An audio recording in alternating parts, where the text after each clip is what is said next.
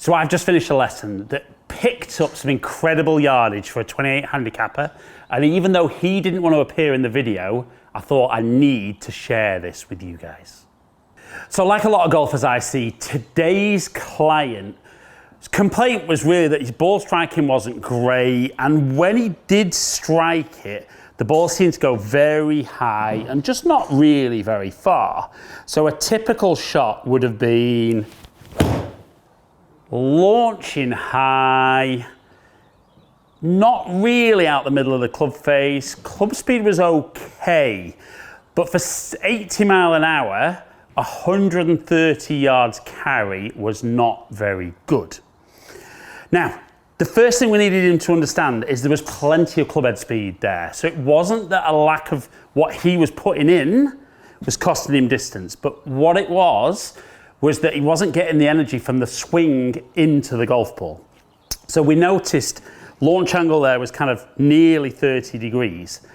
And the path that the club was moving was out to in, club face wide open. So it's almost like hitting a flop shot with that club. And a lot of the time, even though he might get ball and then turf, he might even hit the ground first.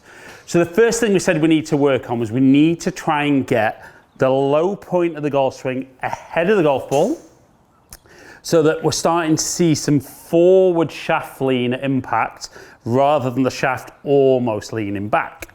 So the first thing we did was we said, right, we're going to look ahead of the golf ball and we're going to try and feel like we get the club leaning forward, touching the ground further after the ball.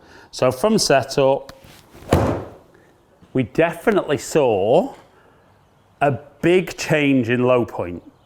Club head speed was still the same. Low point moved further ahead, but we actually saw no real pickup in yardage. And the reason being, just because we changed low point, the loft of the club was still really poor. Now it's important to understand, and the golfer didn't understand this, that let's say he's squaring the club face up to the target like that. If we then just simply move that shaft forward, we can see that club face suddenly looks way out to the right, hence the last shot. So we said, almost as a little cheat, and I'm not saying you do this long term, you might if it works great. What we said is we're going to get the club, and instead of setting up very traditional with the club face square, we're going to close the club face maybe 10 degrees, maybe 15 degrees. So as he set up, the first thing he said was, well, that looks like it's going to go way left. Bearing in mind he hardly ever hit the ball left. I said, now, if you get that club leaning forward, what do we notice? And he went, all of a sudden, that's pointing at target. So I was like, right, so we're going to hit some shots, and let's just see, can you make sure that the ball goes straight or even slightly right by looking ahead? So the first thing we saw was he set up to the golf ball, made his swing, and it went left, which was no big surprise. But we noticed from a similar club head speed, the ball speed jumped up. Smash factor went up, low point moved ahead of the golf ball. The launch angle came down a huge amount, and even with a slower club head speed, we saw the carry in the total go up. So straight away, he was very excited because he kind of went, well, that trajectory looks like a proper golfer. We didn't ask him to clarify what a proper golfer was. So we said, right, and obviously I'm not going to do as many shots as we did in this video, but we said, right, so that for you, initially, we're going to get that club turned in. It's making you have to get the handle leading, club leaning forward, de-lofting the golf club, and getting more energy from the club into the golf ball.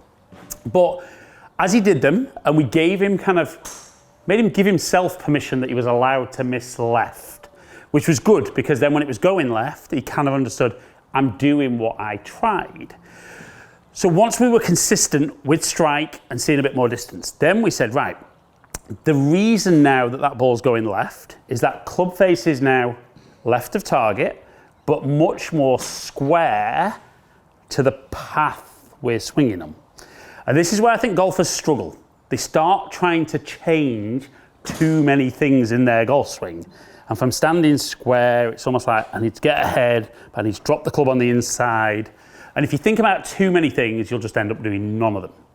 So the second little cheat we did was, instead of being very textbook and having the old railway lines of feet and club, we said, right, let's say you were swinging 10 degrees out to in. Let's now close that stance so that if you swing the same body movement wise, the path should be a little bit more straight or even from the inside. So you're just aligning your body in a position to help correct your path. So we did a couple of practice swings first, and he said, feels very strange, feels like my feet are going one way. My club at address actually looks like it's going left, but I know I'm going to be more here at impact. And like I said, very out of his comfort zone. And if you're working through the video with me, it will be out of your comfort zone. I want you out of your comfort zone. If nothing feels different, you haven't changed anything, and surprise, surprise, the results won't change. So then we said, right, from the new setup position, we're going to feel that we get that club face closed. Perfect. So now the club face is looking left. So we're going to move the body round so that the club face is more at the target, maybe even slightly right of target. And then I just want you to feel like you're going to get that forward shaft lean. And the first thing he did, no lie, was a lovely little drawy one. Club head speed again wasn't quite up to his normal speed, but ball speed was super impressive at nearly 110. Smash factor really high. Low point perfect. And all of a sudden we started seeing a path to the right. Wasn't quite as exaggerated as 10 degrees, and club face closed. So we saw a huge difference in carry and total. So we wanted him initially to see a few of those, because that's very exaggerated, that's very exaggerated, and then the swing thought of feeling more this way was hugely exaggerated. And it was kind of funny because he'd hit a few shots and go, I've never seen that flatter trajectory and the ball draw, never see it draw, which is not a big surprise because you're not hitting many draws with a club face like that. So we said, over time, and I'm accelerating it for you, if they felt exaggerated, now let's not exaggerate it quite as much. So we're going to close the club face a little bit. We're only going to align the body slightly to the right. But again, we still want to feel like we're going to keep the loft off the club at impact. And he stood up, made a lovely swing with some great speed, good solid contact.